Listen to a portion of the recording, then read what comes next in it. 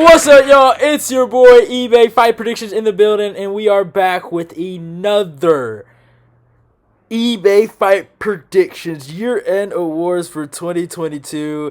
And today we're going to be talking about improvement. We're going to be talking about my top 5 most improved fighters of the year, and we'll end it off with number 1 being the most improved fighter of the year. And man, this was a hard one to make, but an easy one to make at the same time. There were 3 guys in my head, and if you've really been paying attention to this year, there's at least 2 to 3 guys in your head that you can think of right now that have showed insane improvement.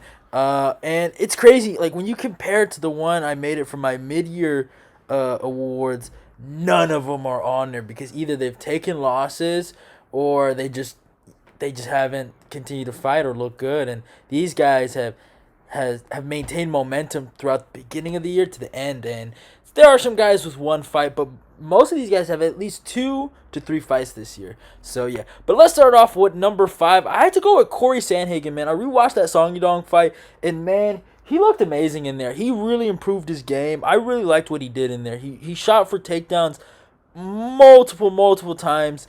He showed the threat of the takedown. We saw like almost a prototype version of this against Peter Yan, where he attempted takedowns. But and obviously he tried against TJ Dillashaw, and I was really mad at him when he went for this because to me Corey Sandhagen will always be a striker, but this is MMA, and he's really made this grappling improvement a legit part of his game, man. Real talk, and the way he was able to dismantle Song Yadong with constant takedown attempts. Yeah, he wasn't getting them, but the clinch work, the takedown attempts, and eventually he ended up getting a takedown near the end, and it was exhausting. It seemed like a problem, and he's more than just a striker now, where like you got to worry about this guy's clinch game, his takedowns, his wrestling. It's easy to defend, don't get it twisted. I don't think he's going to be an insane grappler in the division, but it is something that you're going to have to worry about his game. And at first, I didn't respect it. I thought it was the dumbest thing in the world when he shot for a takedown against TJ Dillashaw. But now looking back at it, it might have been one of the best things that he added to his game because he's going to be a problem in this division. And I think this run that he'll go on again, I think it's going to be a legit run for him. So, but yeah, so he's at number 5.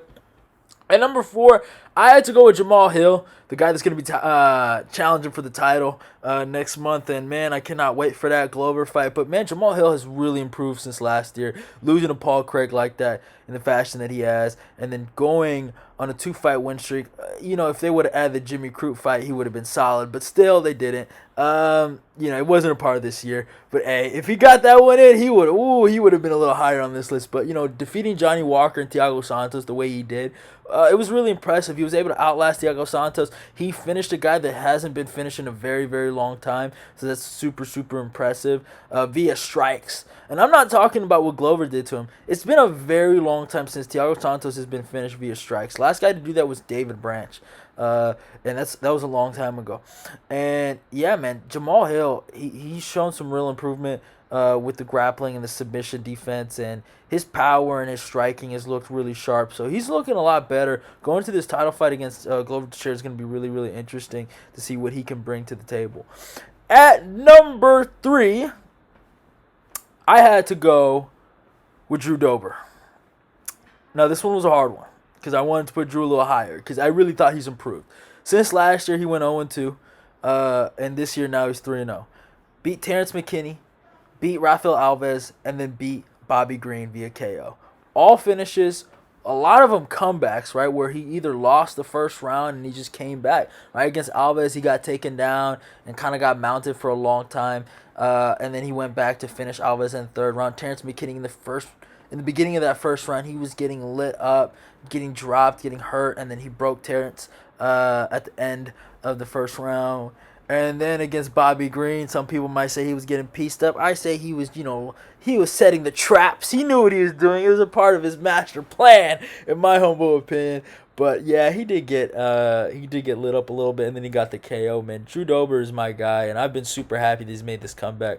And yeah, man, he was the one guy I really wanted to get in this most improved discussion, and I really think he was on his way to. But then I thought about it, some of the other guys ahead of him, and they've beat either higher ranked guys and or ranked a little higher than him than he is in his own division. So yeah, I got Drew at number 3, but a legitimate guy, and I think a guy that deserves a lot of praise for the run that he went on this year, man. A lot of respect to Drew Dober.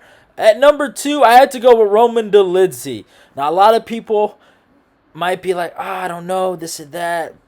He might have not had a better or more entertaining year than Drew Dober, but my God, the finishes over Kyle Dawkins, Phil Haas, and then to top it off with Jack Hermanson, a former top 5 middleweight, a guy that has main evented multiple fight nights, who has beaten multiple great title challengers and just really good fighters.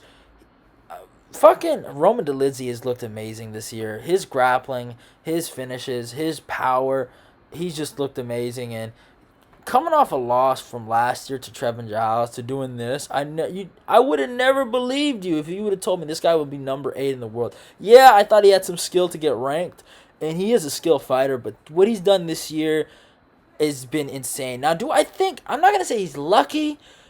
It's not luck. Do I think he does that to Jack Hermanson 10 out of 10 times? No, I think he just, man, he really played his cards right. And just one of the greatest things happened to him where he was able to get that calf slicer. And then what he did to roll him over and then lock him down and just have Jack basically in checkmate was insane. I think Jack would have won the fight regardless if he would have kept it standing, which is insane to think about. But yeah, that was just nuts what he did. And obviously the Phil Haas and then the Kyle Dawkins finishes were really, really impressive. So, yeah, just going 3-0 this year was awesome for him. And at number 1, I dislike this guy, but I had to put him here. I had to go with Marlon Chito Vera. He's the highest ranked guy in this whole top 5 video.